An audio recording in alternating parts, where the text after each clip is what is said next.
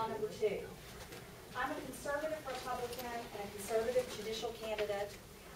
What does that mean? Let me tell you what that means to me.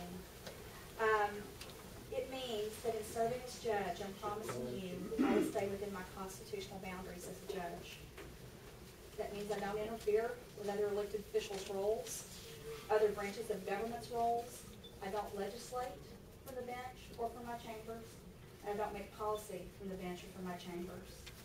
As a 20th year attorney, I know that our justice system works at its best when judges just do just that. They stay within their constitutional boundaries and they provide justice, one case at a time, one citizen at a time.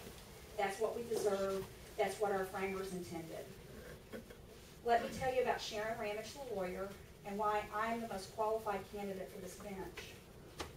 I have been licensed 20 years. It'll be 20 in May, longer than the combined experience of both of my opponents put together. I have a depth of practice and experience that's unmatched in my race. I have handled every type of case that can possibly come before this court, both civil and criminal. 20 years ago, I graduated from Baylor Law School, where I was in the top 10% of my class and on the editorial board for the Baylor Law Review. I viewed and still view the legal profession as a service profession and wanted to use my talents to give back to the community. And so I went to work for a district attorney's office where I worked for 5 great years. Like all other young lawyers, I started out prosecuting misdemeanor cases, the same types of cases that are going to court too. Eventually I was promoted and moved up prosecuting felonies, everything from theft to burglary to drug cases to murder. And then I was moved up again to the Child Abuse Division, where I prosecuted sex offenders and child homicide cases. After 5 years as a prosecutor and handling thousands of criminal cases, I entered private practice and took the advice of my first county judge to heart. I diversified my practice because I knew it would make good business sense and it would make me a better lawyer, and it has. It has given me a well-rounded perspective and approach to the legal profession and to the problems that our clients have. Since that time, I've handled all types of adult and juvenile criminal cases, from Class C misdemeanors to murder. As a defense attorney, I've handled criminal appeals as a prosecutor and a defense attorney.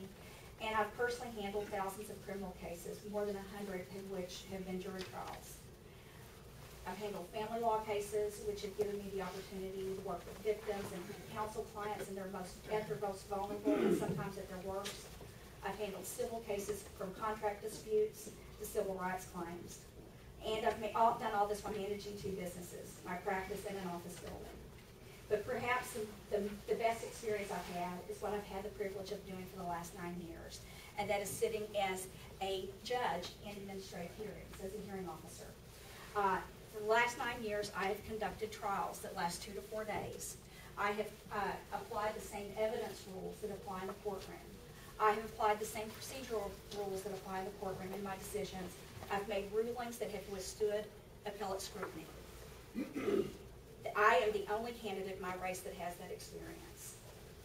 The most important thing that my position as a hearing officer has helped me see is that it's from the judge's perspective, and it's something that I know as an attorney who's licensed and practiced for 20 years. Our system works best when judges stay within their constitutional role. The principle, less is more, is so true when it comes to a courtroom. Because at the end of the day, in that courtroom, it's not about the judge. It's about that citizen that is before the judge that deserves justice and that deserves to be heard, as though it is the only case on the judge's docket.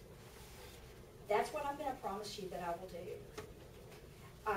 I will promise you that I will stay within my constitutional role. I will promise you that I'll always understand it's about those citizens, your loved ones, your friends, perhaps even you, that come before me. And I promise you, this is the promise that I'm only going to make promises I know I absolutely can keep, that I will embrace the limitations that our founders placed on the judiciary, that I will embrace that constitutional role. And I'm going to do just like Chief Justice John Roberts said. I'm going to apply the rules, one case at a time. I'm not going to make them.